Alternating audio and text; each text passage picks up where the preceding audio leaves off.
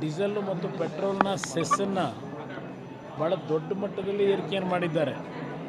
ಅದಕ್ಕೀಗಾಗಲೇ ನಮ್ಮ ಬಿ ಪಾಟೀಲ್ ಹೇಳಿಕೆ ಕೊಟ್ಟಿದ್ದಾರಲ್ಲ, ಗ್ಯಾರಂಟಿ ಕಾರ್ಯಕ್ರಮ ನಾವು ಅನುಷ್ಠಾನಕ್ಕೆ ತರಬೇಕು, ಮುಂದುವರಿಸಬೇಕು ಅಂದರೆ ನಾವು ಈ ಟ್ಯಾಕ್ಸ್ ಹಾಕಲೇಬೇಕಲ್ಲ, ಅದಕ್ಕೋಸ್ಕರ ಸರ್ಚಾರ್ಜ್ನ ಏರಿಸಿದ್ದೇವೆ ಅಂತ ಹೇಳಿದ್ದಾರೆ. ಅವರೇ ಒಪ್ಕೊಂಡಿದ್ದಾರಲ್ಲ. ಆ 5 ಕಾರ್ಯಕ್ರಮಕ್ಕೆ ಹಣ ಸಂಗ್ರಹ ಮಾಡಲಿಕ್ಕೆ ಯಾರಿಗೆ ಹಣ ಕೊಡಬೇಕು ಅವರಿಂದಲೇ ದುಡ್ಡು ವಸೂಲಿ ಮಾಡಿ ಅದು ಯಾರೋ ದಾನ ಮಾಡ್ತಾರಂತಲ್ಲ, ಒಂದು ಗಾದೆ ಮಾತಿದೆಯಲ್ಲ, ಆ ರೀತಿಯ ಒಂದು ದಾನ ಮಾಡ್ತಕ್ಕಂಥ ಕೆಲಸ ಮಾಡೋಕೆ ಹೊರಟಿದ್ದಾರೆ. ನಾಳೆ ಬಿಜೆಪಿಯವರು ರಾಜ್ಯಾದ್ಯಂತ ಪ್ರತಿಭಟನೆ ಮಾಡ್ತಾ ಇದ್ದಾರೆ ಸರ್. ಜೆಡಿಎಸ್ ಅವರು ನಾನು ನಾಡಿನ ಜನತೆಗೆ ಹೇಳ್ತೇನೆ, ಇವತ್ತು ನಾಡಿನ ಸಂಪತ್ತನ್ನು, ನಿಮ್ಮ ತೆರಿಗೆ ಹಣನ ಈ ಸರ್ಕಾರದಲ್ಲಿ ಸ್ವೇಚ್ಛಾಚಾರವಾಗಿ ಲೂಟಿ ಹೊಡಿತಾ ಇದ್ದಾರೆ.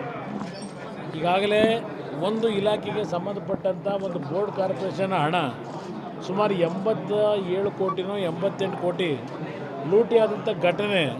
ಆ ದುಡ್ಡು ಎಲ್ಲೆಲ್ಲಿ ಹೋಗಿತ್ತು ಅಂತಕ್ಕಂಥದ್ದು ನೀವೇ ಇವತ್ತೆಲ್ಲ ಜನಗಳ ಮುಂದೆ ಇಡ್ತಾ ಇದ್ದೀರಿ.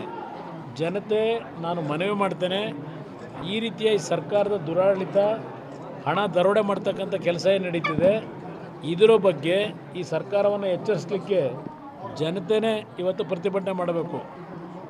BJP ಪಕ್ಷ, JDS ಪಕ್ಷದ ಪ್ರತಿಭಟನೆಗಿಂತ ಹೆಚ್ಚಾಗಿ ನಾಡಿನ ಜನತೆ ಈ ಸರ್ಕಾರಕ್ಕೆ ಎಚ್ಚರಿಕೆ ಕೊಡಲಿಕ್ಕೆ, ಒಂದು ಜನತೆಯ ದುಡ್ಡನ್ನು ಸರಿಯಾದ ರೀತಿ ಬಳಕೆ ಮಾಡಿ, ಸದ್ಬಳಕೆ ಮಾಡಿ ರಾಜ್ಯದ ಅಭಿವೃದ್ಧಿಯನ್ನು ಮಾಡ್ತಕ್ಕಂಥ ನಿಟ್ಟಿನಲ್ಲಿ ನಾಡಿನ ಜನತೆ ಈ ಸರ್ಕಾರದ ವಿರುದ್ಧ ಪ್ರತಿಭಟನೆ ದಂಗೆ ಹೇಳಬೇಕು ಅನ್ನೋ ನಾನು ಹೇಳಲಿಕ್ಕೆ ಬಯಸ್ತೀನಿ.